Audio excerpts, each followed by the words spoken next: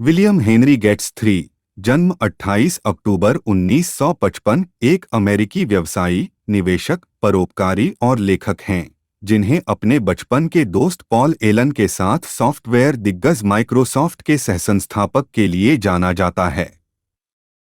Microsoft में अपने career के दौरान गेट्स ने अध्यक्ष, मुख्य कार्यकारी अधिकारी, सीईओ, अध्यक्ष और मुख्य सॉफ्टवेयर आर्किटेक्ट के पद संभाले, जबकि मई 2014 तक इसके सबसे बड़े व्यक्तिगत शेयरधारक भी रहे। वह एक प्रमुख अग्रणी थे 1970 और 1980 के दशक की माइक्रो कंप्यूटर क्रांति। गेट्स का जन्म और पालन पोषण सिएटल, वाशिंगटन में हुआ। 1975 में उन्होंने और एलन ने अल्बुकर्क, न्यू मैक्सिको में माइक्रोसॉफ्ट की स्थापना की।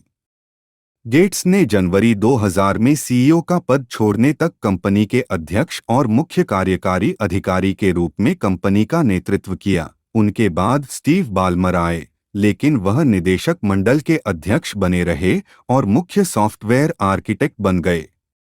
1990 के दशक के उत्तरार्ध के दौरान उनकी व्यावसायिक रणनीति के लिए उनकी आलोचना की गई, जिन्हें प्रतिस्पर्धा विरोधी माना गया। इस राय को कई अदालती फैसलों द्वारा बरकरार रखा गया है।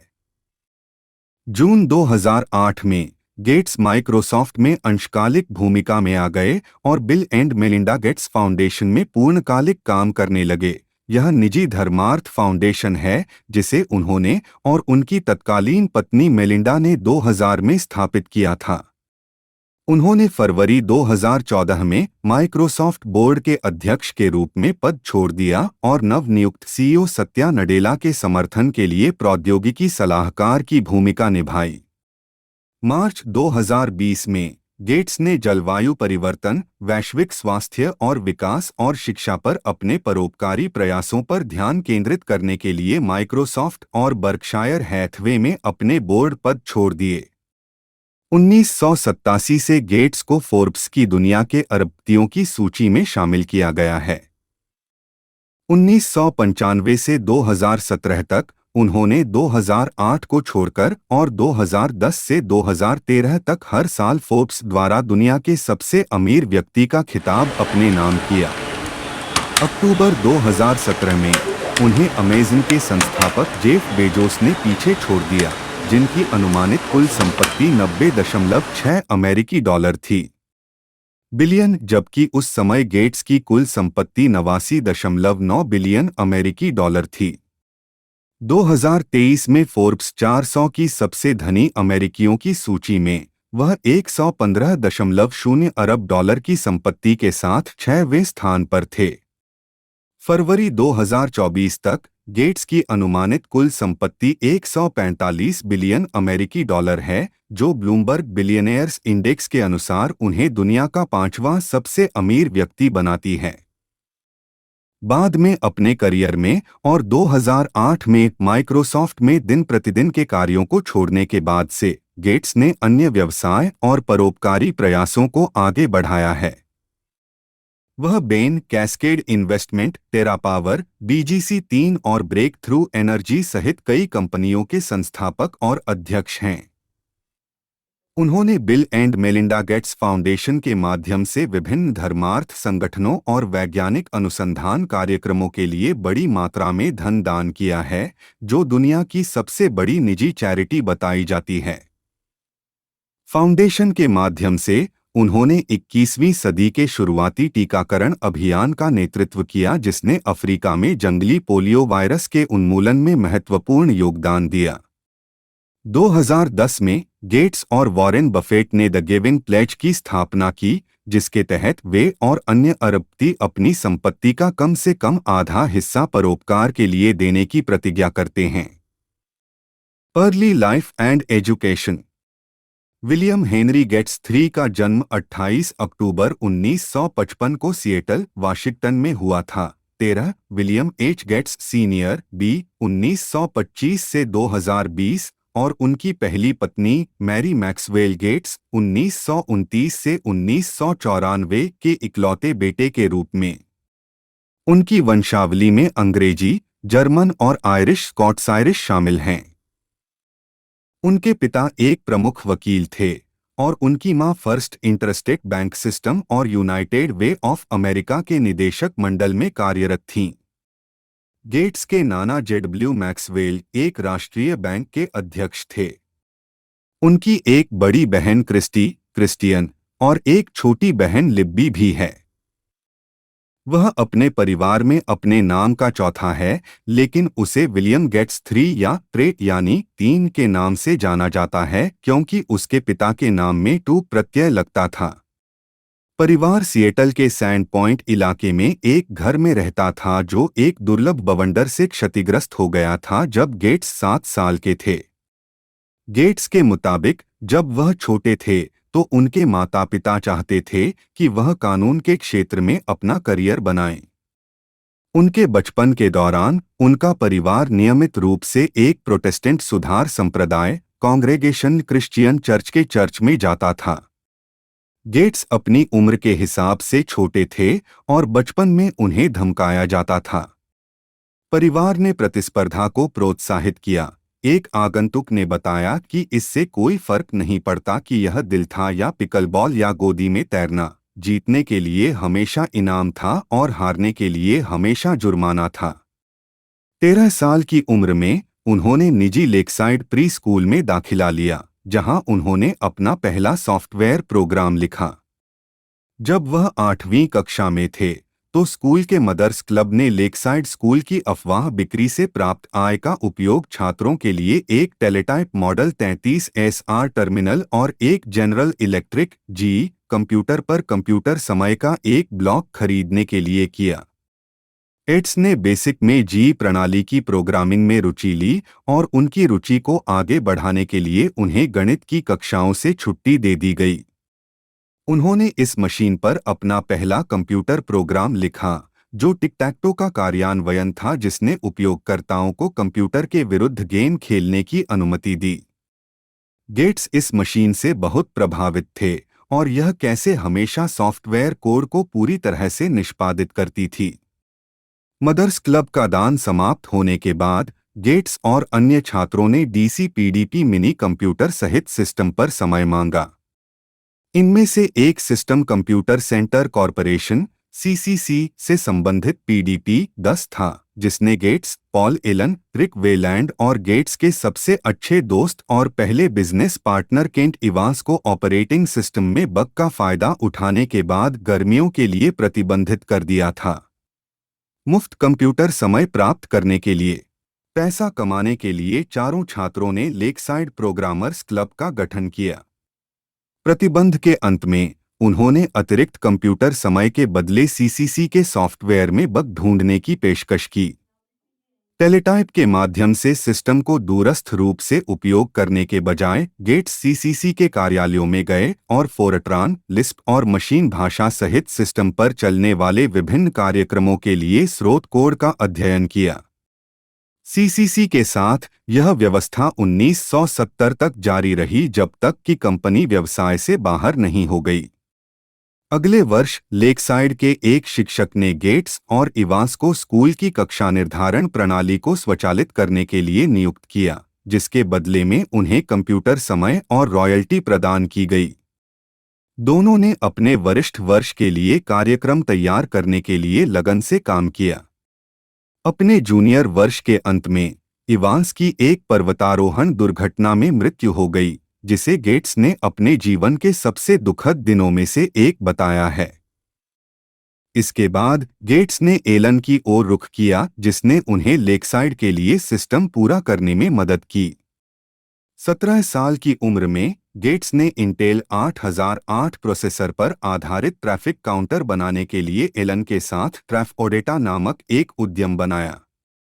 1972 में उन्होंने प्रतिनिधि सभा में कांग्रेस के पेज के रूप में कार्य किया।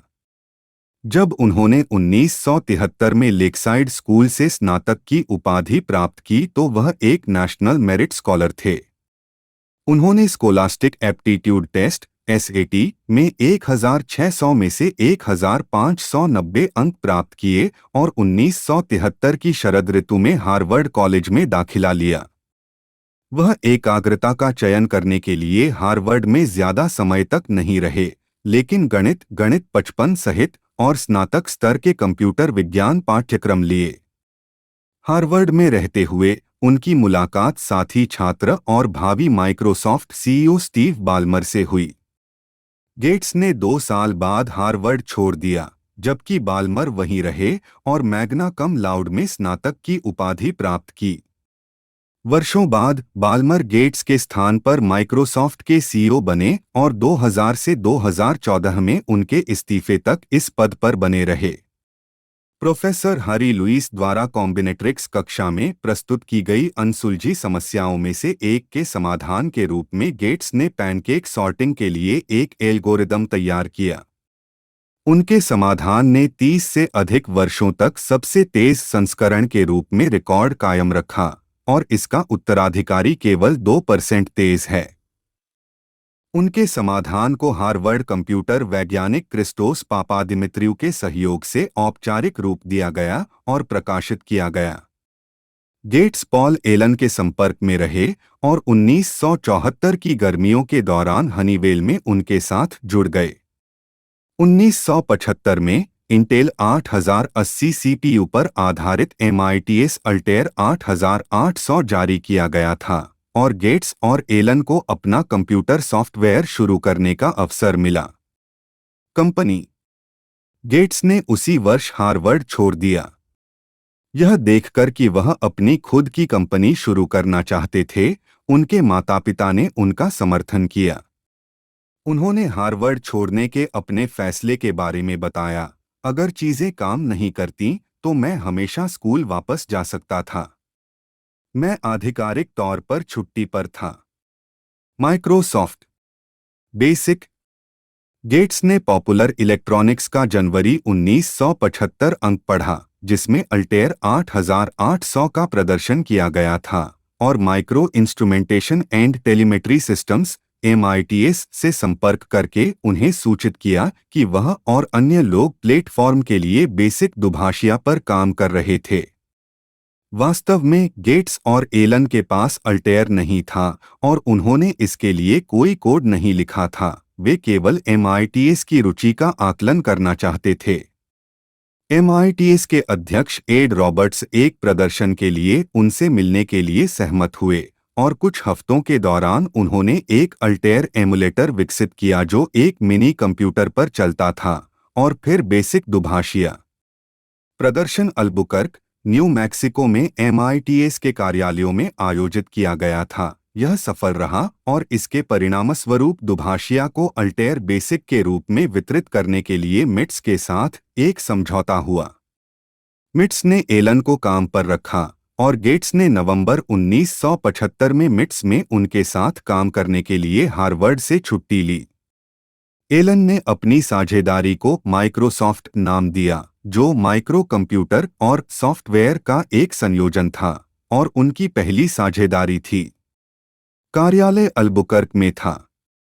गेट्स और एलन ने जिस पहले कर्मचारी को काम पर रखा था, वह उनके हाई स्कूल सहयोगी रिक वेलैंड थे। उन्होंने 1 वर्ष के भीतर हाइफन हटा दिया और 26 नवंबर 1976 को न्यू मैक्सिको राज्य के सचिव के साथ आधिकारिक तौर पर व्यापार नाम माइक्रोसॉफ्ट पंजीकृत किया। गेट्स अपनी पढ़ाई पूरी करने के लिए कभी हार्वर्ड नहीं लौटे। माइक्रोसॉफ्ट का अल्टेयर बेसिक कंप्यूटर शौकीनों के बीच लोकप्रिय था, लेकिन गेट्स को पता चला कि एक प्री मार्केट कॉपी लीक हो गई थी और व्यापक रूप से कॉपी और वितरित की जा रही थी। फरवरी 1976 में उन्होंने मिट्स न्यूज़लेटर में हॉबिस्ट्स को एक खुला पत्र लिखा जिसमें उन्होंने दावा किया कि माइक्रोसॉफ्ट अल्टेयर बेसिक के 90% से अधिक उपयोगकर्ताओं ने इसके लिए माइक्रोसॉफ्ट को भुगतान नहीं किया था और अल्टेयर शौक बाजार को खत्म करने का खतरा था। किसी भी पेशेवर डेवलपर्स को उच्च गुणवत्ता वाले सॉफ्टवेयर का उत्पादन, वितरण और रखरखाव करने के लिए प्रोत्साहन। यह पत्र कई कंप्यूटर शौकीनों के बीच अलोकप्रिय था, लेकिन गेट्स अपने विश्वास पर कायम रहे कि सॉफ्टवेयर डेवलपर्स को भुगतान की मांग करने में सक्षम होना चाहिए। माइक्रोसॉफ्ट 1976 के अंत में MIT से स्वतंत्र हो गया और इसने विभिन्न प्रणालियों के लिए प्रोग्रामिंग भाषा सॉफ्टवेयर विकसित करना जारी रखा। कंपनी 1 जनवरी 1979 को अल्बुकर्क से बेलेव्यू, वाशिंगटन में स्थानांतरित हो गई। गेट्स ने कहा कि उन्होंने कंपनी द्वारा अपने पहले 5 वर्षों में उत्पादित कोड की प्रत्येक पंक्ति की व्यक्तिगत रूप से समीक्षा की और अक्सर उसे दोबारा लिखा। जैसे जैसे कंपनी बढ़ती गई, वह पहले प्रबंधक और फिर कार्यकारी की भूमिका में आ गए। डॉन्की डॉट बस 1981 में लिखा गया एक कंप्यूटर गेम है और इसे मूल IBM PC के साथ वितरित PC DOS ऑपरेटिंग सिस्टम के शुरुआती संस्करणों में शामिल किया गया है। यह एक ड्राइविंग गेम है जिसमें खिलाड़ी को गधों को मारने से बचना चाहिए। गेम गेट्स और नील कोनजेन द्वारा लिखा गया था। IBM partnership.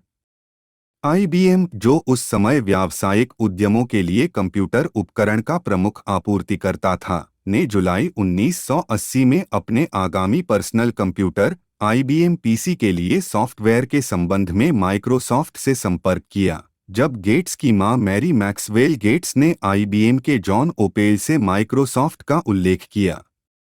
तत्कालीन CEO IBM ने सबसे पहले प्रस्ताव दिया कि माइक्रोसॉफ्ट बेसिक दुभाषिया लिखे। IBM के प्रतिनिधियों ने यह भी उल्लेख किया कि उन्हें एक ऑपरेटिंग सिस्टम की आवश्यकता है और गेट्स ने उन्हें व्यापक रूप से उपयोग किए जाने वाले CP/AM ऑपरेटिंग सिस्टम के निर्माताओं डिजिटल रिसर्च DRI के पास भेजा। हालांकि डिजिटल रिसर्च के साथ IBM की चर्चाएं खराब रहीं और वे लाइसेंसिंग समझौते पर नहीं पहुंच सके। IBM के प्रतिनिधि जैक सैम्स ने गेट्स के साथ बाद की बैठक के दौरान लाइसेंसिंग कठिनाइयों का उल्लेख किया और पूछा कि क्या माइक्रोसॉफ्ट एक ऑपरेटिंग सिस्टम प्रदान कर सकता है। कुछ सप्ताह बाद गेट्स और एलन ने CP/AM के समान एक ऑपरेटिंग सिस्टम 86 DOS का उपयोग करने का प्रस्ताव रखा, जिसे सिएटल कंप्यूटर प्रोडक्ट्स SCP के टिम पैटरसन ने PC के समान हार्डवेयर के लिए बनाया था। माइक्रोसॉफ्ट ने SCP के साथ 86 DOS का विशेष लाइसेंसिंग एजेंट और बाद में पूर्ण स्वामी बनने का सौदा किया। माइक्रोसॉफ्ट ने PC के लिए ऑपरेटिंग सिस्टम को अनुकूलित करने के लिए पैटरसन को नियुक्त किया और $50,000 के एकमुश्त शुल्क पर इसे PC DOS के रूप में IBM को सौंप दिया। अनुबंध से ही माइक्रोसॉफ्ट को अपेक्षाकृत कम शुल्क प्राप्त हुआ। IBM द्वारा उनके ऑपरेटिंग सिस्टम को अपनाने से माइक्रोसॉफ्ट को मिली प्रतिष्ठा ही माइक्रोसॉफ्ट के एक छोटे व्यवसाय से दुनिया की अग्रणी सॉफ्टवेयर कंपनी में परिवर्तन का मूल बनी। गेट्स ने ऑपरेटिंग सिस्टम पर कॉपीराइट IBM को हस्तांतरित करने की पेशकश नहीं की थी, क्योंकि उनका मानना था कि अन्य पर्सनल कंप्यूटर निर्माता IBM के PC हार्डवेयर का क्लोन बना लेंगे। उन्होंने IBM संगत PC बनाकर DOS चलाकर एक वास्तविक मानक बनाया। MS-DOS IBM के अलावा अन्य ग्राहकों को बेचा जाने वाला DOS का संस्करण की बिक्री ने माइक्रोसॉफ्ट को उद्योग में एक प्रमुख खिलाड़ी बना दिया। प्रेस ने तुरंत ही माइक्रोसॉफ्ट को IBM PC पर बहुत प्रभावशाली व्यक्ति के रूप में पहचान लिया। PC मैगजीन ने पूछा कि क्या गेट्स मशीन के पीछे का आदमी था। गेट्स ने 25 जून 1981 को माइक्रोसॉफ्ट की कंपनी के पुनर्गठन का निरीक्षण किया, जिसने वाशिंगटन राज्य में कंपनी को फिर से शामिल किया और गेट्स को बोर्ड का अध्यक्ष और अध्यक्ष बनाया, जबकि पॉल एलन को उपाध्यक्ष और वाइस चेयरमैन बनाया गया। 1983 की शुरुआत में एलन ने हॉजकिन लिम्फोमा निदान प्राप्त करने के बाद कंपनी छोड़ दी, जिससे गेट्स और एलन के बीच औपचारिक व्यापार साझेदारी प्रभावी रूप से समाप्त हो गई, जो कि माइक्रोसॉफ्ट इक्विटी पर एक विवादास्पद विवाद के कारण महीनों पहले तनावपूर्ण थी। बाद के दशक में गेट्स ने एलन के साथ अपने रिश्ते को सुधारा और दोनों ने मिलकर अपने बचपन के स्कूल लेकसाइड को लाखों का दान दिया। अक्टूबर 2018 में एलन की मृत्यु तक वे दोस्त बने रहे। विंडोज।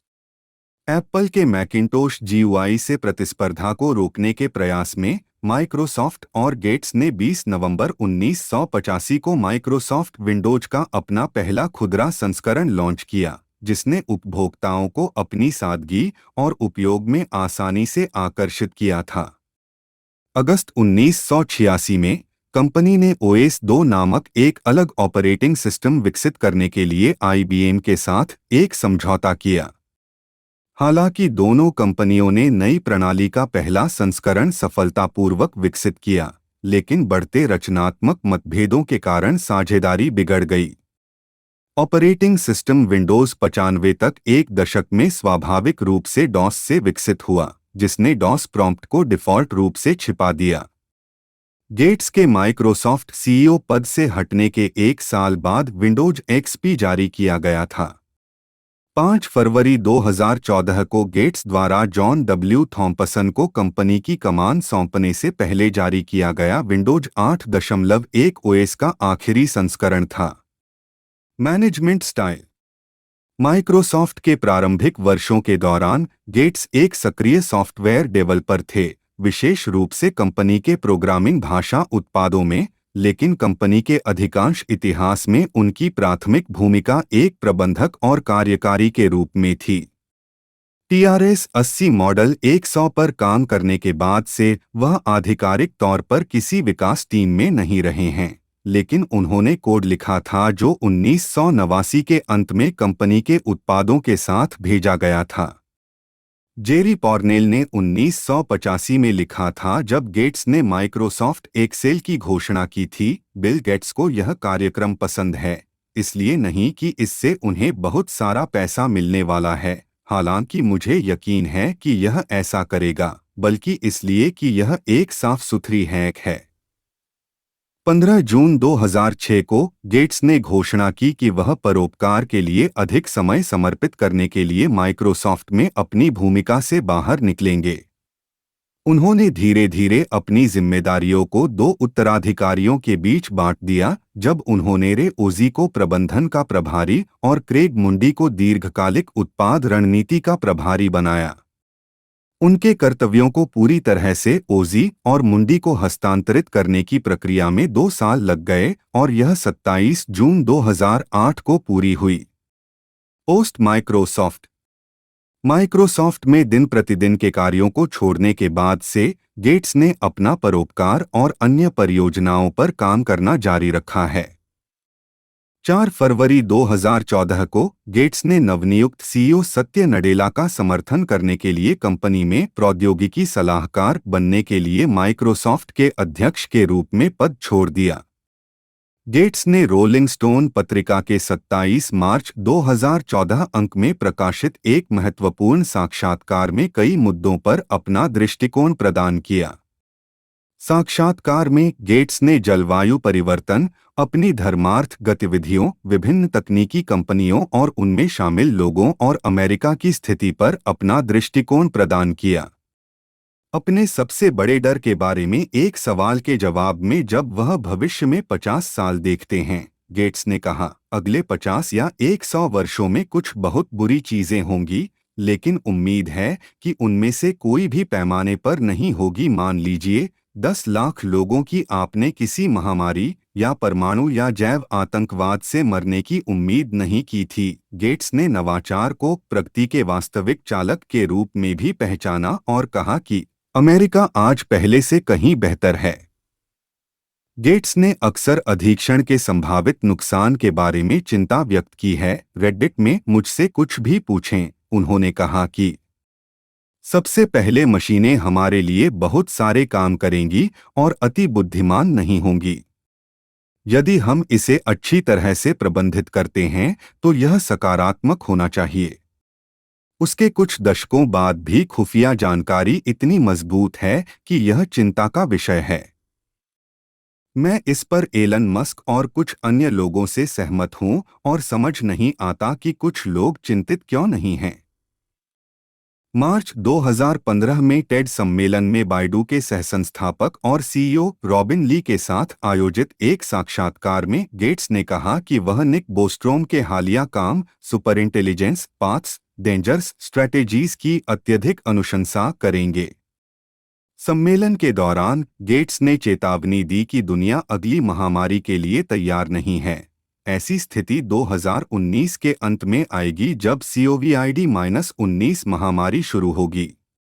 आज 2018 में गेट्स ने सऊदी विजन 2030 के लिए निवेश के अवसरों पर चर्चा करने के लिए सिएटल में अपने घर पर सऊदी अरब के क्राउन प्रिंस और वास्तविक शासक मोहम्मद बिन सलमान से मुलाकात की। जून 2019 में गेट्स ने स्वीकार किया कि मोबाइल ऑपरेटिंग सिस्टम की दौड़ में एंड्रॉयड से हारना उनकी सबसे बड़ी गलती थी। उन्होंने कहा कि यह प्रमुख खिलाड़ी होने के उनके कौशल सेट के भीतर था, लेकिन उस समय के दौरान अविश्वास मुकदमेबाजी को आंशिक रूप से दोषी ठहराया। उसी वर्ष Gates Bloomberg New Economy Forum के सलाहकार बोर्ड के सदस्य बन गए। 13 मार्च 2020 को माइक्रोसॉफ्ट ने घोषणा की कि गेट्स जलवायु परिवर्तन, वैश्विक स्वास्थ्य और विकास और शिक्षा जैसे परोपकारी प्रयासों के लिए खुद को समर्पित करने के लिए बर्कशायर हैथवे और माइक्रोसॉफ्ट में अपने बोर्ड पद छोड़ देंगे। कोविड-19 महामारी के दौरान गेट्स को मीडिया आउटलेट्स द्वारा इस मुद्दे पर एक विशेषज्ञ के रूप में व्यापक रूप से देखा गया है, इसके बावजूद कि वह कोई सार्वजनिक अधिकारी नहीं है या उनके पास कोई पूर्व चिकित्सा प्रशिक्षण नहीं है। हालांकि उनके फाउंडेशन ने 2020 में COVID-19 के रोगियों के इलाज के लिए नई और पुनर्निर्मित दवाओं और बायोलॉजिक्स के विकास और मूल्यांकन में तेजी लाने के लिए COVID-19 थेरेप्यूटिक्स एक्सेलेरेटर की स्थापना की और फरवरी 2021 तक गेट्स व्यक्त किया कि वह और एंथोनी फॉसी महामारी से लड़ने के लिए टीके और अन्य चिकित्सा नवाचारों सहित मामलों पर अक्सर बात करते हैं और सहयोग करते हैं। Business ventures and investments partial list. Gates के पास विभिन्न क्षेत्रों की कंपनियों में हिस्सेदारी के साथ अरबों डॉलर का निवेश पोर्टफोलियो है और उन्होंने माइक्रोसॉफ्ट के अलावा कई उद्यमशीलता उपक्रमों में भाग लिया है, जिनमें शामिल हैं ऑटोनेशन, एक ऑटोमोटिव रिटेलर जो NYSE पर कारोबार करता है और जिसमें गेट्स की 16% हिस्सेदारी है। BGC3 LLC गेट्स द्वारा स्थापित एक थिंक टैंक और अनुसंधान company. Canadian national railway CN एक कैनेडियन क्लास I माल ढुलाई रेलवे। 2019 तक गेट्स कंपनी के सबसे बड़े शेयरधारक हैं। कैस्केड इन्वेस्टमेंट LLC संयुक्त राज्य अमेरिका में निगमित एक निजी निवेश और होल्डिंग कंपनी है, जिसकी स्थापना और नियंत्रण गेट्स द्वारा किया गया है और इसका मुख्यालय किर्कलैंड, वाशिंगटन में है। गेट्स संयुक्त राज्य अमेरिका में कृषि भूमि के सबसे बड़े निजी मालिक हैं। उनके पास कैस्केड इन्वेस्टमेंट के माध्यम से 19 राज्यों में कुल 2,42,000 एकड़ भूमि है। वह अमेरिका में भूमि के 49वें सबसे बड़े निजी मालिक हैं। कार्बन इंजीनियरिंग डेविड कीथ द्वारा स्थापित एक लाभकारी उद्यम जिसे गेट्स ने फंड देने में मदद की। इसे शेवरॉन कॉरपोरेशन और ऑक्सीडेंटल पेट्रोलियम का भी समर्थन प्राप्त है। स्कोपेक्स संडिमिंग जियो इंजीनियरिंग में कीथ का अकादमिक उद्यम, जिसके लिए गेट्स ने $12 मिलियन का अधिकांश हिस्सा प्रदान किया। कॉर्बिस मूल नाम इंटरैक्टिव होम सिस्टम्स और अब ब्रांडेड एंटरटेनमेंट नेटवर्क के रूप में जाना जाता है, एक डिजिटल इमेज लाइसेंसिंग और अधिकार सेवा कंपनी है जिसकी स्थापना और अध्यक्षता गेट्स ने की थी। अर्थ नाउ सिएटल स्थित एक स्टार्टअप कंपनी है जिसका लक्ष्य पृथ्वी को लाइव सैटेलाइट वीडियो कवरेज से कवर करना है। गेट्स एक बड़े वित्तीय समर्थक हैं। एक्लिप्स एविएशन बहुत हल्के जेटों का एक निष्क्रिय निर्माता। गेट्स इस परियोजना के आरंभ में एक प्रमुख हितधारक थे। इम्पॉसिबल फूड्स एक कंपनी जो मांस उत्पादों के लिए पौधे आधारित विकल्प विकसित करती है। पैट्रिक ओ ब्राउन ने अपने व्यवसाय के लिए एकत्र किए गए $396 मिलियन में से कुछ 2014 से 2017 के आसपास गेट्स से प्राप्त किया। इकोलैब भोजन, ऊर्जा, स्वास्थ्य देखभाल, औद्योगिक और आतिथ्य बाजारों में जल, स्वच्छता और ऊर्जा प्रौद्योगिकियों और सेवाओं का वैश्विक प्रदाता है। फाउंडेशन के स्वामित्व वाले शेयरों के साथ गेट्स के पास कंपनी का 11.6% हिस्सा है। 2012 में एक शेयरधारक समझौते ने उन्हें कंपनी में 25% तक हिस्सेदारी रखने की अनुमति दी, लेकिन यह समझौता हटा दिया गया। रिसर्चगेट वैज्ञानिकों के लिए एक सोशल नेटवर्किंग साइट। गेट्स ने अन्य निवेशकों के साथ $35 मिलियन के वित्तपोषण दौर में भाग लिया। टेरा पावर एक परमाणु रिएक्टर डिजाइन कंपनी है जिसकी सहस्थापना और अध्यक्षता गेट्स ने की है, जो जलवायु परिवर्तन से निपटने के प्रयास में अगली पीढ़ी के ट्रैवलिंग वेव रिएक्टर परमाणु ऊर्जा संयंत्र विकसित कर रही है। ब्रेक थ्रू एनर्जी वेंचर्स 20 साल के क्षितिज पर आरओआई चाहने वाले धनी व्यक्तियों के लिए एक बंद फंड। अगला भाग देखें, जो हरित स्टार्टअप और कई अन्य कम कार्बन उद्यमशीलता परियोजनाओं को वित्त पोषित कर रहा है, जिसमें उन्नत परमाणु प्रौद्योगिकी से लेकर सब कुछ शामिल है। सिंथेटिक स्तन के दूध के लिए इसकी स्थापना गेट्स ने 2015 में की थी। जिनकगो बायोवर्क्स एक बायोटेक स्टार्टअप है जिसे गेट्स की निवेश फर्म कैस्केड इन्वेस्टमेंट से 2019 में उद्यम फंडिंग में $350 मिलियन प्राप्त हुए।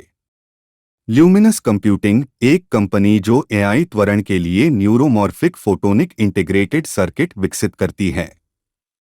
मोलॉजिक एक ब्रिटिश डायग्नोस्टिक टेक्नोलॉजी कंपनी है जिसे गेट्स ने सोरोस इकोनॉमिक डेवलपमेंट फंड के साथ खरीदा है, जिसने 10 मिनट के कोविड लेटरल फ्लो टेस्ट विकसित किए हैं, जिसका लक्ष्य कम से कम $1 में कमाना है।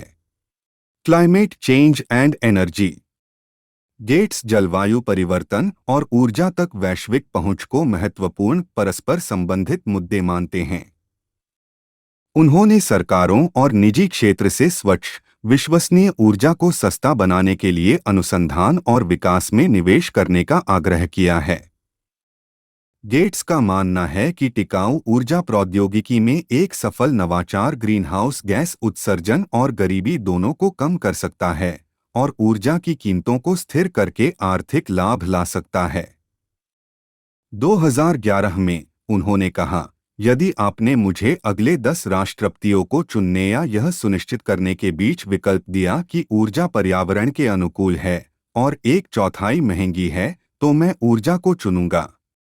2015 में उन्होंने दुनिया की ऊर्जा प्रणाली को मुख्य रूप से जीवाश्म ईंधन पर आधारित प्रणाली से टिकाऊ ऊर्जा स्रोतों पर आधारित प्रणाली में बदलने की चुनौती के बारे में लिखा था। वैश्विक ऊर्जा परिवर्तन में ऐतिहासिक रूप से दशकों का समय लगा है। उन्होंने लिखा, मेरा मानना है कि हम इस परिवर्तन को तेजी से कर सकते हैं क्योंकि नवाचार की गति तेज हो रही है और क्योंकि हमारे पास ऊर्जा के एक स्रोत से दूसरे स्रोत की ओर जाने का इतना जरूरी कारण कभी नहीं था। गेट्स के अनुसार यह तीव्र परिवर्तन बुनियादी अनुसंधान और वित्तीय रूप से जोखिम भरे निजी क्षेत्र के निवेश के लिए बढ़ी हुई सरकारी फंडिंग पर निर्भर करेगा, ताकि सौर और पवन के अधिक उपयोग को सुविधाजनक बनाने के लिए परमाणु ऊर्जा, ग्रिड ऊर्जा भंडारण जैसे विभिन्न क्षेत्रों में नवाचार को सक्षम किया जा सके। ऊर्जा और सौर ईंधन गेट्स ने 2 पहलों का नेतृत्व किया जिनकी घोषणा उन्होंने पेरिस में 2015 के संयुक्त राष्ट्र जलवायु परिवर्तन सम्मेलन में की थी। एक मिशन इनोवेशन था जिसमें 20 राष्ट्रीय सरकारों ने 5 वर्षों में कार्बन मुक्त ऊर्जा के लिए अनुसंधान और विकास पर अपने खर्च को दोगुना करने का वादा किया था। एक अन्य पहल थी ब्रेक थ्रू एनर्जी, निवेशकों का एक समूह जो स्वच्छ ऊर्जा प्रौद्योगिकियों में उच्च जोखिम वाले स्टार्टअप को वित्त पोषित करने के लिए सहमत हुआ। गेट्स, जिन्होंने पहले से ही नवीन ऊर्जा स्टार्टअप में अपने स्वयं के धन का $1 बिलियन का निवेश किया था, ने ब्रेक थ्रू एनर्जी के लिए और $1 बिलियन का निवेश किया। दिसंबर 2020 में उन्होंने अमेरिकी संघीय सरकार से राष्ट्रीय स्वास्थ्य संस्थानों के अनुरूप स्वच्छ ऊर्जा अनुसंधान के लिए संस्थान बनाने का आह्वान किया।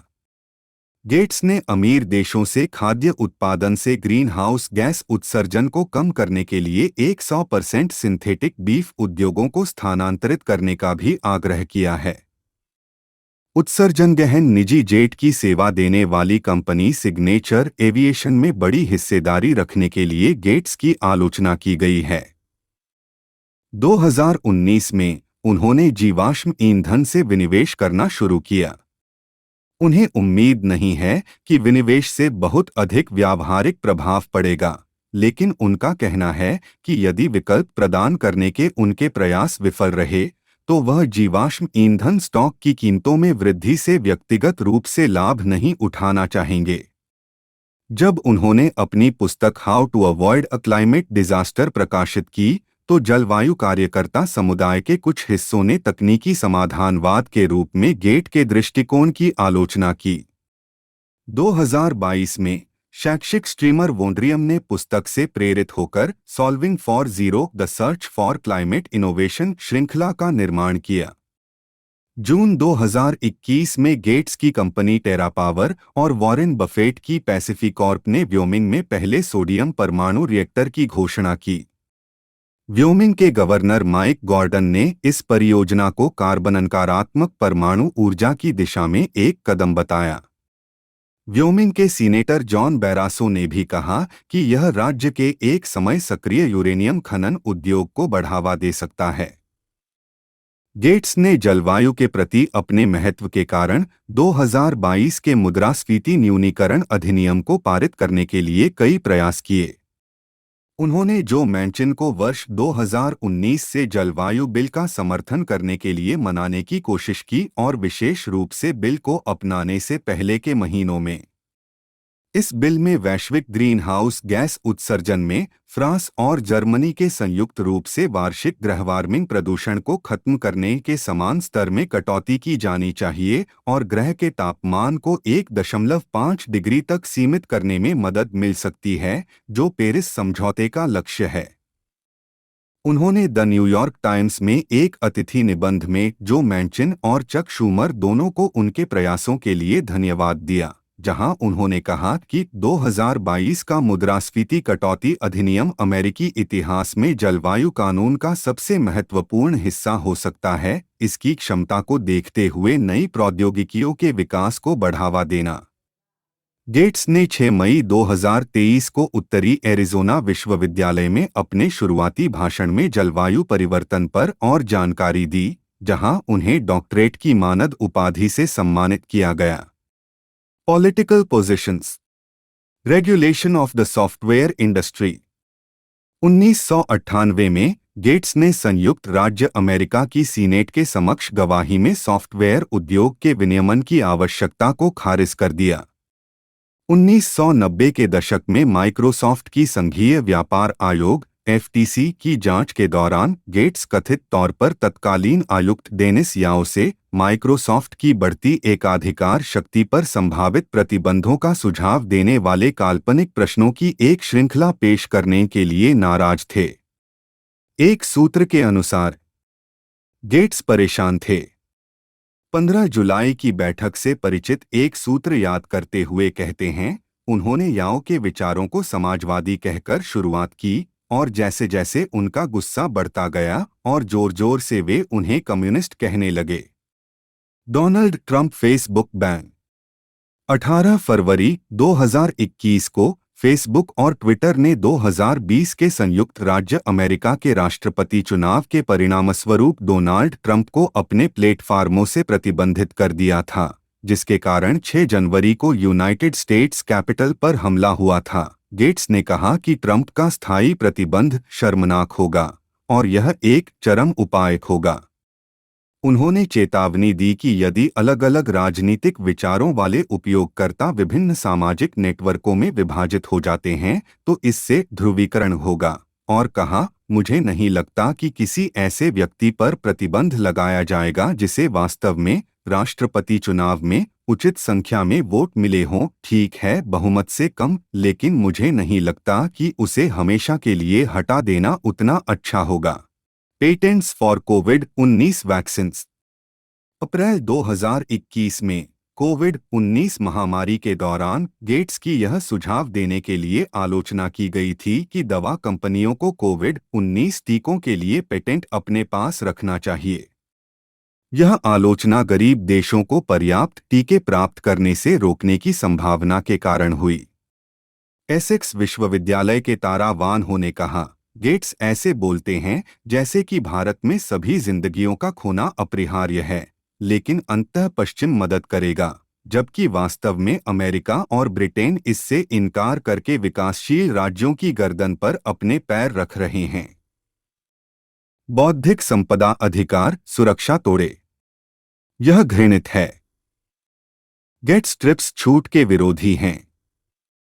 ब्लूमबर्ग न्यूज ने उन्हें यह कहते हुए रिपोर्ट किया कि उन्होंने तर्क दिया कि ऑक्सफोर्ड विश्वविद्यालय को अपनी कोविड-19 जानकारी के अधिकार नहीं देने चाहिए, जैसा कि उसने घोषणा की थी, बल्कि इसे एकल उद्योग भागीदार को बेच देना चाहिए, क्योंकि यह किया चिकित्सा में कानूनी एकाधिकार के मूल्य पर उनके विचार सॉफ्टवेयर में कानूनी एकाधिकार पर उनके विचारों से जुड़े हुए हैं।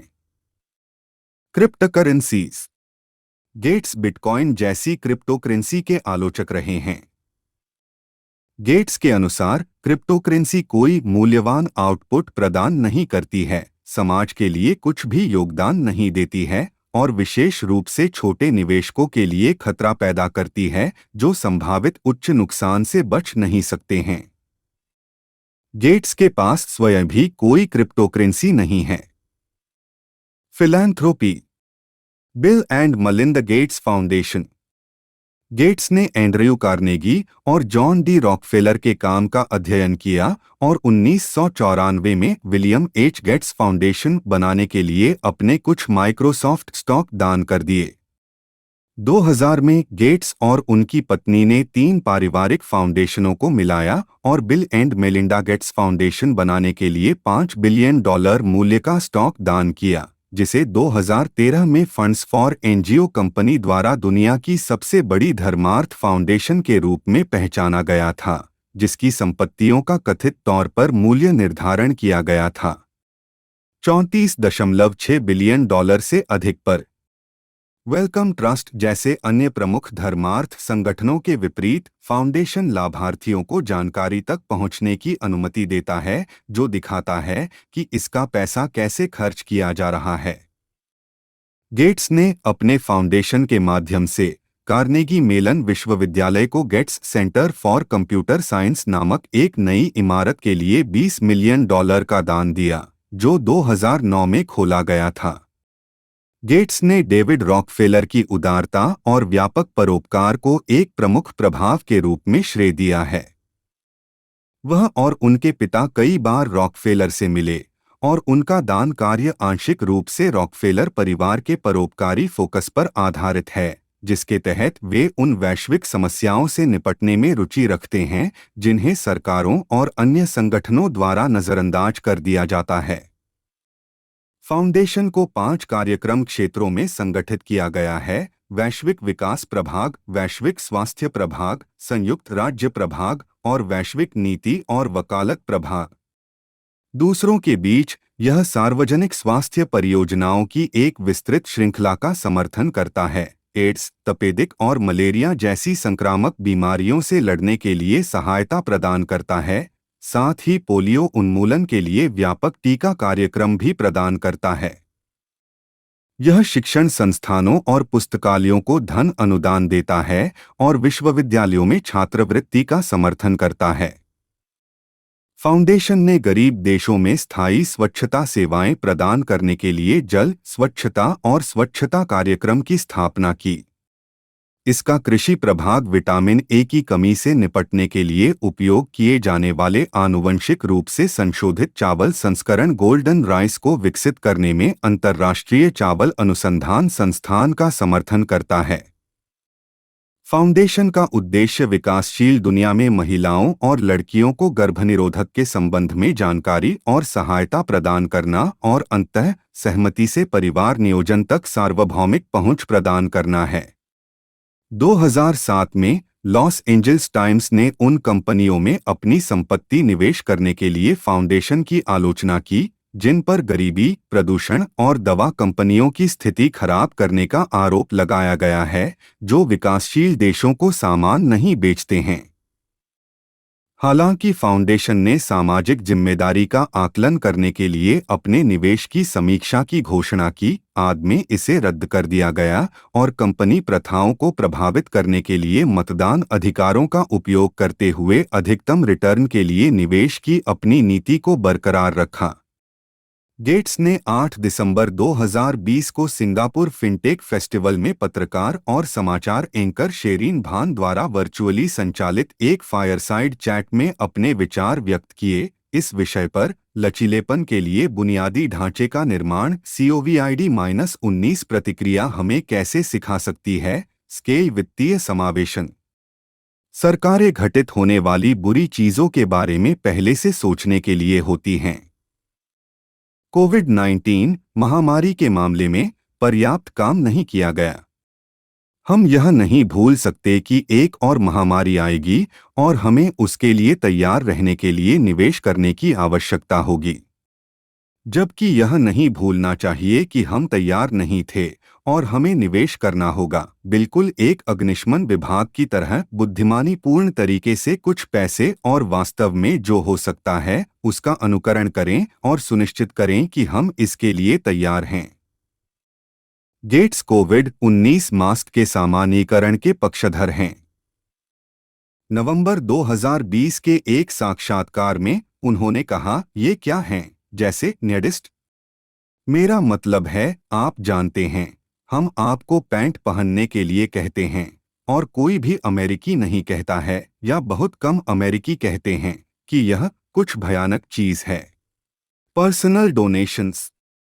मेलिंडा गेट्स ने सुझाव दिया कि लोगों को साल्वेन परिवार के परोपकारी प्रयासों का अनुकरण करना चाहिए, जिन्होंने अपना घर बेच दिया और इसके मूल्य का आधा हिस्सा दे दिया, जैसा कि उनकी पुस्तक द पावर ऑफ हाफ में बताया गया है। गेट्स और उनकी पत्नी ने जोन साल्वेन को परिवार द्वारा किए गए कार्यों के बारे में बात करने के लिए सिएटल में आमंत्रित किया और 9 दिसंबर 2010 को बिल और मेलिंडा गेट्स और निवेशक वॉरेन बफेट ने एक प्रतिबद्धता पर हस्ताक्षर किए, जिसे उन्होंने गिविंग प्लेज कहा, जो है तीनों ने समय के साथ अपनी संपत्ति का कम से कम आधा हिस्सा दान में देने की प्रतिबद्धता जताई। फाउंडेशन को विशेष रूप से कॉमन कोर में अपनी भूमिका को लेकर आलोचना मिली है। आलोचकों का कहना है कि यह समर्थन क्रोनिस्ट है क्योंकि यह संघीय, राज्य और स्थानीय अनुबंधों से लाभ कमाता है। गेट्स ने शैक्षणिक संस्थानों को व्यक्तिगत दान भी प्रदान किया है। 1999 में गेट्स ने विलियम एच गेट्स बिल्डिंग नामक कंप्यूटर प्रयोगशाला के निर्माण के लिए मैसाचुसेट्स इंस्टीट्यूट ऑफ टेक्नोलॉजी को $20 मिलियन का दान दिया, जिसे वास्तुकार फ्रैंक गेहरी द्वारा डिजाइन किया गया था। जबकि माइक्रोसॉफ्ट ने पहले संस्था को वित्तीय सहायता दी थी, यह गेट्स से प्राप्त पहला व्यक्तिगत दान था। Harvard John A Paulson School of Engineering and Applied Sciences की मैक्सवेल ड्वॉर्किन प्रयोगशाला का नाम गेट्स और माइक्रोसॉफ्ट के अध्यक्ष स्टीवन ए बाल्मर दोनों की माताओं के नाम पर रखा गया है, जो दोनों छात्र थे। बाल्मर 1977 में स्कूल की स्नातक कक्षा के सदस्य थे, जबकि गेट्स ने माइक्रोसॉफ्ट के लिए अपनी पढ़ाई छोड़ दी और प्रयोगशाला के निर्माण के लिए धन दान दिया। गेट्स ने स्टैनफोर्ड विश्वविद्यालय के परिसर में जनवरी 1996 में पूरी हुई गेट्स कंप्यूटर साइंस बिल्डिंग के निर्माण के लिए $6 मिलियन का दान भी दिया। इमारत में स्टैनफोर्ड के इंजीनियरिंग विभाग का कंप्यूटर विज्ञान विभाग और कंप्यूटर सिस्टम प्रयोगशाला CSL शामिल हैं। 2005 से गेट्स और उनके फाउंडेशन ने वैश्विक स्वच्छता समस्याओं को हल करने में रुचि ली है। उदाहरण के लिए, उन्होंने रीइन्वेंट द टॉयलेट चैलेंज की घोषणा की, जिसे मीडिया में काफी रुचि मिली है। स्वच्छता और संभावित समाधानों के विषय में जागरूकता बढ़ाने के लिए गेट्स ने 2014 में मानव मल से उत्पन्न पानी पिया। यह ओमनी प्रोसेसर नामक सीवेज कीचड़ उपचार प्रक्रिया से उत्पन्न हुआ था। 2015 की शुरुआत में वह द टूनाइट शो में जिमी फॉलन के साथ भी दिखाई दिए और उन्हें यह देखने के लिए चुनौती दी कि क्या वह इस पुनः प्राप्त पानी या बोतलबंद पानी के बीच अंतर का स्वाद ले सकते हैं। नवंबर 2017 में गेट्स ने कहा कि वह डिमेंशिया डिस्कवरी फंड को $50 मिलियन देंगे, जो एक उद्यम पूंजी कोष है जो अल्जाइमर रोग का इलाज करता है। उन्होंने अल्जाइमर अनुसंधान में काम करने वाले स्टार्टअप उद्यमों को अतिरिक्त $50 मिलियन देने का भी वादा किया। बिल और मेलिंडा गेट्स ने कहा है कि वे अपने 3 बच्चों में से प्रत्येक को विरासत के रूप में $10 मिलियन छोड़ने का इरादा रखते हैं। परिवार में केवल $30 मिलियन रखे होने के कारण उनसे उम्मीद की जाती है कि वे अपनी संपत्ति का लगभग 99.96% दान कर देंगे। 25 अगस्त 2018 को गेट्स ने अपने फाउंडेशन के माध्यम से यूनिसेफ के माध्यम से $6 लाख वितरित किए, जो भारत के केरल में बाढ़ प्रभावित पीड़ितों की मदद कर रहा है। जून 2018 में गेट्स ने अमेरिकी कॉलेजों और विश्वविद्यालयों के सभी नए स्नातकों को मुफ्त ई-बुक की पेशकश की और 2021 में दुनिया भर के सभी कॉलेज और विश्वविद्यालय के छात्रों को मुफ्त ई-बुक की पेशकश की। Bill and Melinda Gates foundation आंशिक रूप से ओपनस्टैक्स को वित्त पोषित करता है, जो मुफ्त डिजिटल पाठ्यपुस्तकें बनाता और प्रदान करता है। जुलाई 2022 में उन्होंने अपने ट्विटर चैनल पर घोषणा करके द गिविंग प्लेज अभियान शुरू करके अपनी प्रतिबद्धता दोहराई कि उन्होंने अपनी वस्तुतः सारी संपत्ति दान में देने और अंततः दुनिया के सबसे अमीर लोगों की सूची से बाहर निकलने की योजना बनाई है। Charity sports events. 29 अप्रैल 2017 को गेट्स ने सिएटल में बिक चुके की एरिना में एक गैर प्रतिस्पर्धी टेनिस मैच अफ्रीका 4 के लिए मैच में खेलने के लिए स्विस टेनिस के दिग्गज रोजर फेडरर के साथ भागीदारी की। यह आयोजन अफ्रीका में रोजर फेडरर फाउंडेशन के चैरिटी प्रयासों के समर्थन में था। फेडरर और गेट्स ने इस दशक के अधिकांश समय में शीर्ष क्रम के अमेरिकी खिलाड़ी जॉन इस्नर और पर्ल जैम के प्रमुख गिटार वादक माइक मैक्क्रीडी के खिलाफ खेला। इस जोड़ी ने 6 गेम के मुकाबले 4 गेम में मैच जीत लिया। कुल मिलाकर उन्होंने अफ्रीका में बच्चों के लिए $2 मिलियन जुटाए। अगले वर्ष गेट्स और फेडरर 5 मार्च 2018 को सैन जोस के एसएपी सेंटर में अफ्रीका 5 के लिए मैच में खेलने के लिए लौट आए। उनके प्रतिद्वंद्वी शीर्ष अमेरिकी खिलाड़ियों में से एक और युगल में ग्रैंड स्लैम विजेता जैक सॉक और एनबीसी के टुडे शो के सह-एंकर सवाना गुथरी थे। गेट्स और फेडरर ने अपने दूसरे मैच में 6-3 के स्कोर से जीत दर्ज की और इस आयोजन से $2.5 मिलियन से अधिक की राशि जुटाई गई। बुक्स। गेट्स ने अब तक 4 पुस्तकें लिखी हैं। द रोड अहेड माइक्रोसॉफ्ट के कार्यकारी नाथन मेहरवॉल्ड और पत्रकार पीटर रिनियरसन के साथ सहलिखित नवंबर 1995 में प्रकाशित हुई थी। इसमें व्यक्तिगत कंप्यूटिंग क्रांति के निहितार्थों का सारांश दिया गया था और वैश्विक सूचना सुपरहाईवे के आगमन से भविष्य में गहराई से बदलाव का वर्णन किया गया था। Business at the speed of thought Collins Hemingway के साथ सहलेखक 1999 में प्रकाशित हुआ था और यह चर्चा करता है कि व्यवसाय और प्रौद्योगिकी कैसे एकीकृत हैं और दिखाता है कि डिजिटल बुनियादी ढांचे और सूचना नेटवर्क प्रतिस्पर्धा में बढ़त पाने में कैसे मदद कर सकते हैं। फरवरी 2021 में प्रकाशित जलवायु आपदा से कैसे बचें प्रस्तुत करता है कि गेट्स ने जलवायु परिवर्तन का अध्ययन करने और जलवायु समस्याओं के समाधान के लिए नवाचारों में निवेश करने के 1 दशक से अधिक समय में क्या सीखा। अप्रैल 2022 में प्रकाशित how to prevent the next pandemic में कोविड-19 महामारी का विवरण दिया गया है और के तत्वावधान में $1 बिलियन की वार्षिक फंडिंग के साथ एक global epidemic response and mobilization germ team का प्रस्ताव रखा गया है। Personal life. गेट्स एक उत्साही पाठक हैं और उनके बड़े घरेलू पुस्तकालय की छत पर द ग्रेट गैट्सबी का एक उद्धरण उकेरा गया है। उन्हें ब्रिज, टेनिस और गोल्फ का भी शौक है। उनके लिए उनके दिनों की योजना अमेरिकी राष्ट्रपति के कार्यक्रम की तरह ही मिनट दर मिनट के आधार पर बनाई जाती है। अपनी संपत्ति और व्यापक व्यापारिक यात्रा के बावजूद गेट्स ने 1997 तक वाणिज्यिक विमान में कोच इकोनॉमी क्लास उड़ाया, जब उन्होंने एक निजी जेट खरीदा। गेट्स ने 1994 में एक नीलामी में लियोनार्डो दा विंची के वैज्ञानिक लेखों का संग्रह कोडेक्स लीसेस्टर को 30.8 मिलियन अमेरिकी डॉलर में खरीदा था। 1998 में उन्होंने कथित तौर पर मूल 1885 समुद्री painting lost on the grand banks के लिए $30 मिलियन का भुगतान किया था। उस समय एक अमेरिकी पेंटिंग की रिकॉर्ड कीमत थी। 2016 में उन्होंने खुलासा किया कि वह रंगंध हैं। 10 मई 2022 को गेट्स ने कहा कि उनका COVID-19 टेस्ट पॉजिटिव आया है और उनमें हल्के लक्षण दिख रहे हैं। गेट्स को कोविड-19 वैक्सीन की 3 खुराकें मिल चुकी हैं। Marriage and divorce. गेट्स ने 1 जनवरी 1994 को हवाई द्वीप लानाई में मेलिंडा फ्रेंच से शादी की। मेलिंडा के माइक्रोसॉफ्ट में काम करने के बाद उनकी मुलाकात 1987 में हुई। अपनी शादी के समय गेट्स को मेलिंडा ने अपनी पूर्व प्रेमिका व्यवसायी महिला एन विनब्लैड के साथ सीमित समय बिताने की अनुमति दी थी।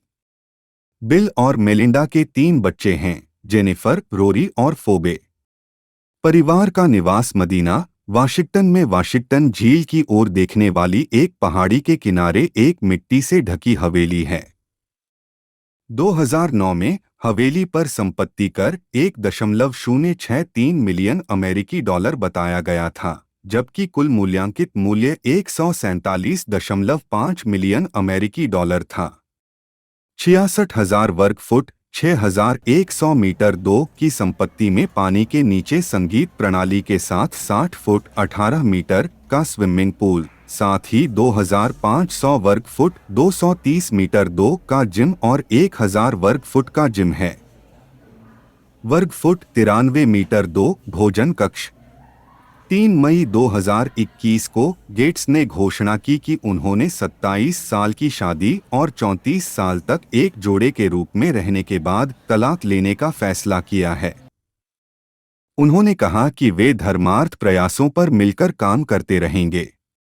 वॉल स्ट्रीट जर्नल ने बताया कि मेलिंडा 2019 से तलाक के वकीलों से मिल रही थी। साक्षात्कारों का हवाला देते हुए कहा गया कि जेफरी एपस्टीन के साथ बिल के संबंध कम से कम उसकी चिंताओं में से एक थे।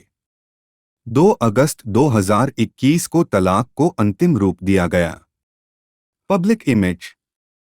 पिछले कुछ वर्षों में गेट्स की सार्वजनिक छवि बदल गई है। सबसे पहले उन्हें एक प्रतिभाशाली लेकिन क्रूर डाकू व्यापारी, एक बेवकूफ से टाइकून बना माना जाता था।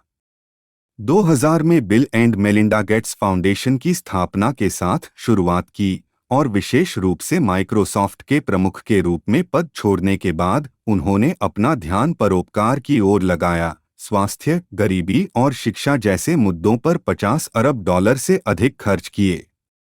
उनकी छवि अत्याचारी टेक्नोक्रेट से संत उद्धारकर्ता से गले लगाने वाले अरबती टेक्नोपरोपकारी में बदल गई। पत्रिका कवर पर मनाई गई और वैश्विक स्वास्थ्य और जलवायु परिवर्तन जैसे प्रमुख मुद्दों पर उनकी राय मांगी गई। जनता की राय में एक और बदलाव 2021 में इस घोषणा के साथ आया कि वह और मेलिंडा तलाक ले रहे हैं। उस कार्यवाही के कवरेज से उनके लिए काम करने वाली महिलाओं की रोमांटिक गतिविधियों, दीर्घकालिक विवाहेतर संबंध और दोषी यौन अपराधी जेफरी एपस्टीन के साथ दोस्ती के बारे में जानकारी सामने आई। इस जानकारी और COVID-19 महामारी के प्रति उनकी प्रतिक्रिया के परिणामस्वरूप उनकी सार्वजनिक छवि में कुछ गिरावट आई। एक प्यारा बेवकूफ जो दुनिया को बचाने के लिए निकला था से एक तकनीकी पर्यवेक्षक जो सार्वजनिक स्वास्थ्य पर मुनाफे की रक्षा करना चाहता है में बदल गया। खोजी पत्रकार टिम श्वाब ने गेट्स पर आरोप लगाया है कि उन्होंने अपनी सार्वजनिक छवि की रक्षा के लिए मीडिया में उनके योगदान का उपयोग उनके कवरेज को आकार देने के लिए किया। सितंबर 2022 में पॉलिटिको ने जर्मन अखबार वेल्ट के सहयोग से लिखी गई दुनिया भर में COVID-19 महामारी प्रतिक्रिया के शीर्ष पर एनजीओ नेतृत्व की आलोचना करते हुए एक एक्सपोज प्रकाशित किया।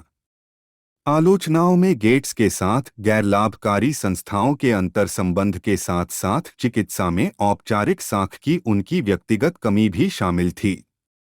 गेट्स और उनके फाउंडेशन की परियोजनाएं फेसबुक और अन्य जगहों पर फैलने वाले कई षड्यंत्र सिद्धांतों का विषय रही हैं। उन पर दुनिया को खत्म करने का प्रयास करने, हानिकारक या अनैतिक टीके वितरित करने और गोपनीयता का उल्लंघन करने वाले माइक्रोचिप्स लोगों में प्रत्यारोपित करने का अविश्वसनीय आरोप लगाया गया है। ये निराधार सिद्धांत कोविड-19 महामारी के दौरान प्रभाव के एक नए स्तर पर पहुंच गए, जब न्यूयॉर्क टाइम्स के पत्रकार रोरी स्मिथ के अनुसार महामारी जीवन की अनिश्चितताओं ने लोगों को इंटरनेट से स्पष्टीकरण मांगने के लिए प्रेरित किया। सिद्धांतों के बारे में पूछे जाने पर गेट्स ने टिप्पणी की है कि कुछ लोग इस सरल स्पष्टीकरण से प्रलोभित होते हैं कि जैविक कारकों के बजाय एक बुरे व्यक्ति को दोषी ठहराया जाता है, और वह नहीं जानते कि किस उद्देश्य से कोई उन पर विश्वास करता है, उन्हें माइक्रोचिप्स से ट्रैक करना चाहेंगे। Religious views. रोलिंग स्टोन के साथ एक साक्षात्कार में गेट्स ने अपने विश्वास के संबंध में कहा, मुझे लगता है कि धर्म की नैतिक व्यवस्थाएं अति महत्वपूर्ण हैं। हमने अपने बच्चों का पालन पोषण धार्मिक तरीके से किया है, वे मिलिंडा के कैथोलिक चर्च में गए हैं जाता है, और मैं इसमें भाग लेता हूं। मैं बहुत भाग्यशाली रहा हूं, और इसलिए दुनिया में असमानता को कम करने का प्रयास करना मेरा कर्तव्य है। और यह एक तरह का धार्मिक विश्वास है। मेरा मतलब है, यह कम से कम एक नैतिक विश्वास है। 2014 के उसी साक्षात्कार में उन्होंने यह भी कहा, मैं रिचर्ड डॉकिंस जैसे लोगों से सहमत हूं कि मानव जाति को मिथकों के निर्माण की आवश्यकता महसूस हुई। इससे पहले कि हम वास्तव में बीमारी और मौसम और इस तरह की चीजों को समझना शुरू करें, हमने उनके लिए गलत स्पष्टीकरण की तलाश की। अब विज्ञान ने उस दायरे को भर दिया है, पूरे नहीं, जिसे धर्म भरता था। लेकिन दुनिया का रहस्य और सुंदरता अत्यधिक आश्चर्यजनक है, और यह कैसे उत्पन्न हुआ इसका कोई वैज्ञानिक स्पष्टीकरण नहीं है। यह कहना कि यह उत्पन्न हुआ था यादृच्छिक संख्याओं के आधार पर, ऐसा प्रतीत होता है, आप जानते हैं, यह एक प्रकार का अधर्मी दृष्टिकोण है। हंसते हुए, मुझे लगता है कि ईश्वर में विश्वास करना उचित है, लेकिन इसके कारण आप वास्तव में अपने जीवन में क्या निर्णय लेते हैं, यह मुझे नहीं पता। वेल्थ।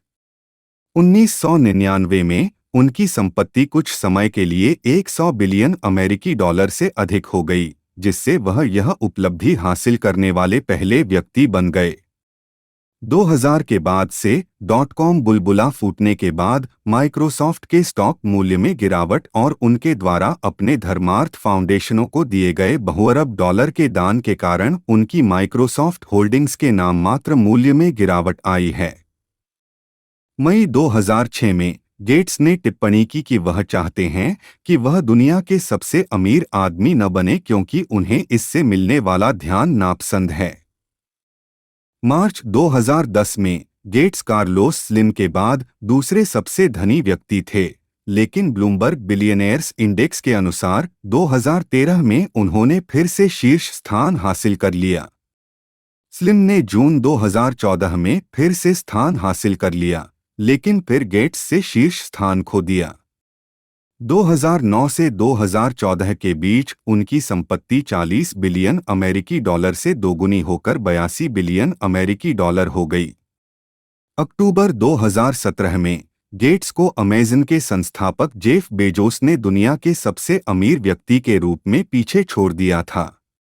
15 नवंबर 2019 को माइक्रोसॉफ्ट के शेयरों में 48% की वृद्धि के बाद वह बेजोस को पछाड़कर एक बार फिर दुनिया के सबसे अमीर व्यक्ति बन गए।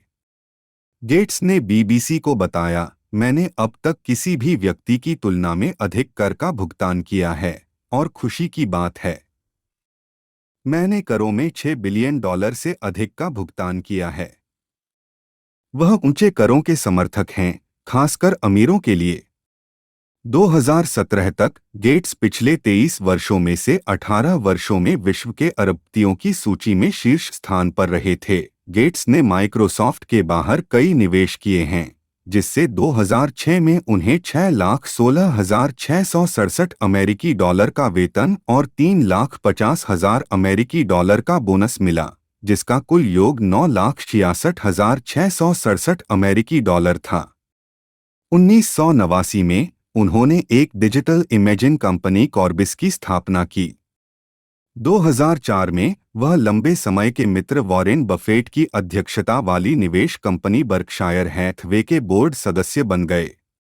1987 में गेट्स को फोर्ब्स पत्रिका के पहले अमेरिका के सबसे अमीर अंक में 1 अरबपति के रूप में सूचीबद्ध किया गया था और वह 1.25 बिलियन डॉलर की कुल संपत्ति के साथ दुनिया के सबसे कम उम्र के स्वनिर्मित अरबपति थे।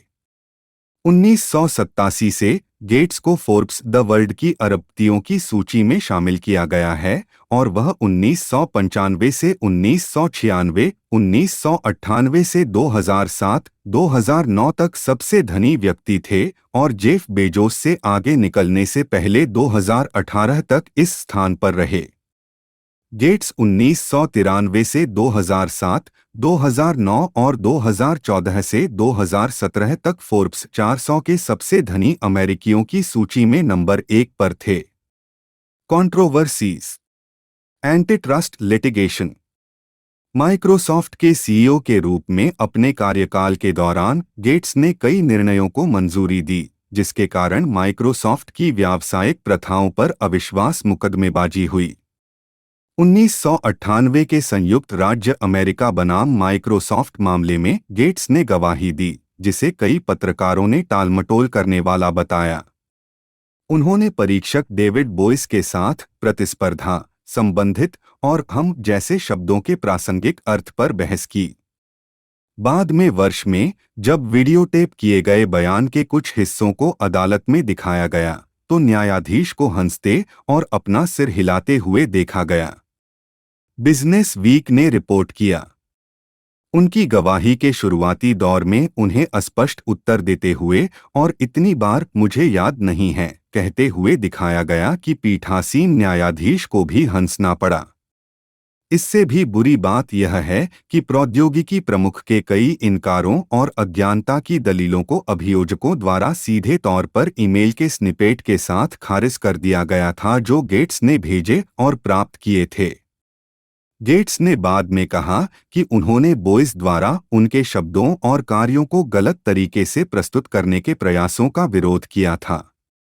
क्या मैंने बोइस के साथ बाड़ लगाई? मैंने अपना अपराध स्वीकार किया।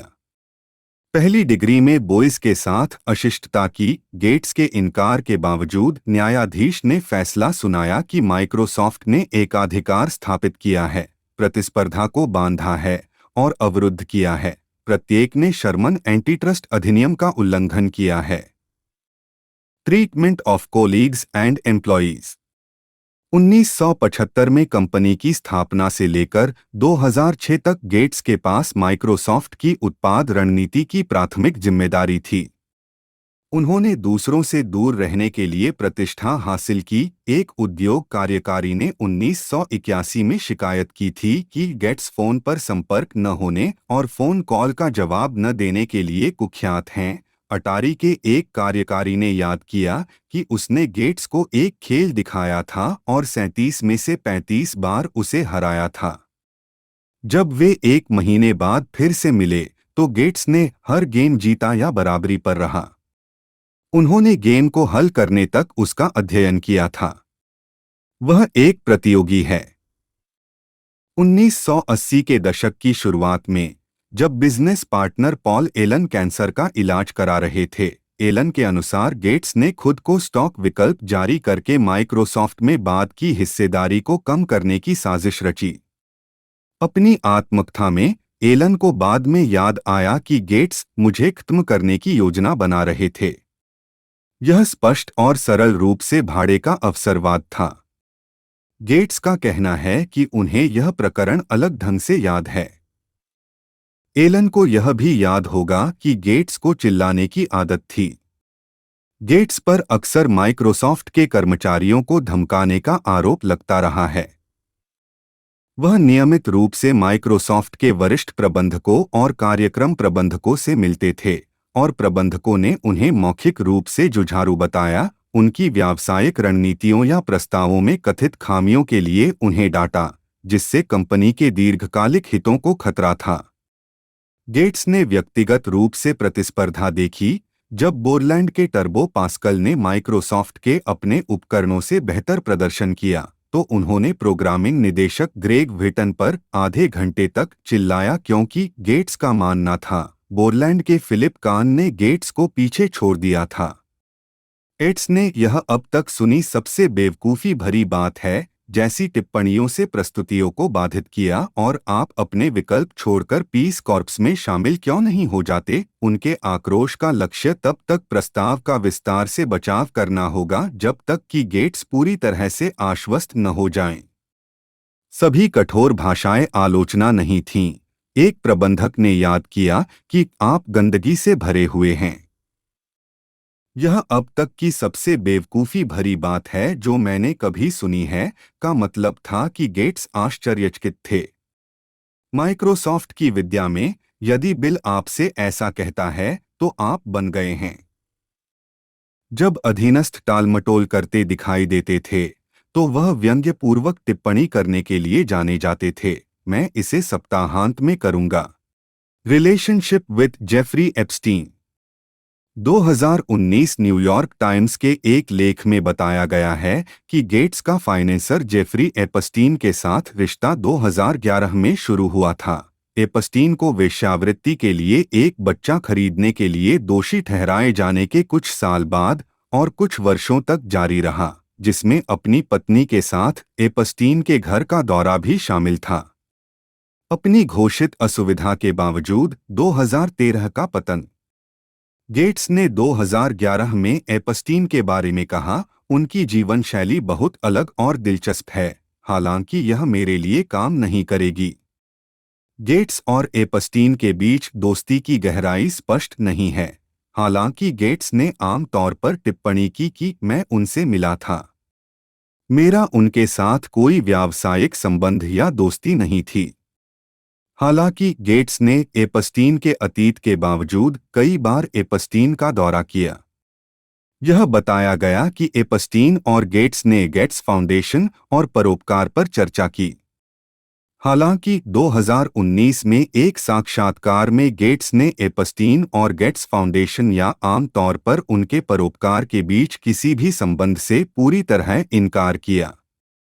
अगस्त 2021 में गेट्स ने कहा कि एपस्टीन के साथ उनकी मुलाकातें इसलिए हुई क्योंकि गेट्स को उम्मीद थी कि एपस्टीन परोपकारी कार्यों के लिए धन मुहैया करा सकता है, हालांकि इस विचार का कोई नतीजा नहीं निकला। गेट्स ने कहा, उनके साथ समय बिताना, उन्हें वहां होने की विश्वसनीयता देना एक बड़ी गलती थी। यह खुलासा होने के बाद कि गेट्स ने एपस्टीन के निजी जेट पर यात्रा की थी, गेट्स और अधिक जांच के दायरे में आ गए।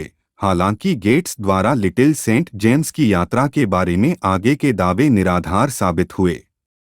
यह भी बताया गया है कि एपस्टीन और गेट्स ने नोबेल पुरस्कार पर चर्चा करने के लिए मार्च 2013 में नोबेल समिति के अध्यक्ष थोरब्जर्न जगलैंड से स्ट्रासबर्ग, फ्रांस में उनके आवास पर मुलाकात की। अंतर्राष्ट्रीय शांति संस्थान के प्रतिनिधि भी उपस्थित थे, जिसे गेट्स फाउंडेशन से लाखों का अनुदान मिला है, जिसमें अक्टूबर 2013 में $2.5 मिलियन का सामुदायिक जुड़ाव अनुदान भी शामिल है। 2023 में यह बताया गया कि एपस्टीन ने धमकी दी थी गेट्स के एक रूसी ब्रिज खिलाड़ी के साथ कथित संबंध का पर्दाफाश करें। Relationship with Jeffrey Epstein. 2019 New York Times के एक लेख में बताया गया है कि गेट्स का फाइनेंसर जेफरी एपस्टीन के साथ रिश्ता 2011 में शुरू हुआ था। एपस्टीन को वेश्यावृत्ति के लिए एक बच्चा खरीदने के लिए दोषी ठहराए जाने के कुछ साल बाद और कुछ वर्षों तक जारी रहा, जिसमें अपनी पत्नी के साथ एपस्टीन के घर का दौरा भी शामिल था। अपनी घोषित असुविधा के बावजूद 2013 का पतन। गेट्स ने 2011 में एपस्टीन के बारे में कहा, उनकी जीवन शैली बहुत अलग और दिलचस्प है, हालांकि यह मेरे लिए काम नहीं करेगी। गेट्स और एपस्टीन के बीच दोस्ती की गहराई स्पष्ट नहीं है। हालांकि गेट्स ने आम तौर पर टिप्पणी की कि मैं उनसे मिला था। मेरा उनके साथ कोई व्यावसायिक संबंध या wrong way दोस्ती of नहीं looking थी। at things. हालांकि गेट्स ने In life, एपस्टीन के you have to अतीत के decide what's बावजूद important कई in the bar world. Epstein का दौरा किया। I will look at यह energy, बताया climate गया कि change, एपस्टीन और and गेट्स ने गेट्स फाउंडेशन और परोपकार पर चर्चा की। हालांकि 2019 में एक साक्षात्कार में गेट्स ने एपस्टीन और गेट्स फाउंडेशन या आम तौर पर उनके परोपकार के बीच किसी भी संबंध से पूरी तरह इनकार किया। अगस्त 2021 में गेट्स ने कहा कि एपस्टीन के साथ उनकी मुलाकातें इसलिए हुई क्योंकि गेट्स को उम्मीद थी कि एपस्टीन परोपकारी कार्यों के लिए धन मुहैया करा सकता है। हालांकि इस विचार का कोई नतीजा नहीं निकला। गेट्स ने कहा, उनके साथ समय बिताना, उन्हें वहां होने की विश्वसनीयता देना एक बड़ी गलती थी। यह खुलासा होने के बाद कि गेट्स ने एपस्टीन के निजी जेट पर यात्रा की थी, गेट्स और अधिक जांच के दायरे में आ गए। हालांकि गेट्स द्वारा लिटिल सेंट जेम्स की यात्रा के बारे में आगे के दावे निराधार साबित हुए। यह भी बताया गया है कि एपस्टीन और गेट्स ने नोबेल पुरस्कार पर चर्चा करने के लिए मार्च 2013 में नोबेल समिति के अध्यक्ष थोरब्जर्न जगलैंड से स्ट्रासबर्ग, फ्रांस में उनके आवास पर मुलाकात की। अंतर्राष्ट्रीय शांति संस्थान के प्रतिनिधि भी उपस्थित थे, जिसे गेट्स फाउंडेशन से लाखों का अनुदान मिला है, जिसमें अक्टूबर 2013 में $2.5 मिलियन का सामुदायिक जुड़ाव अनुदान भी शामिल है। 2023 में यह बताया गया कि एपस्टीन ने धमकी दी थी गेट्स के in your head. Each one of us has to start out with developing his or her own definition of success.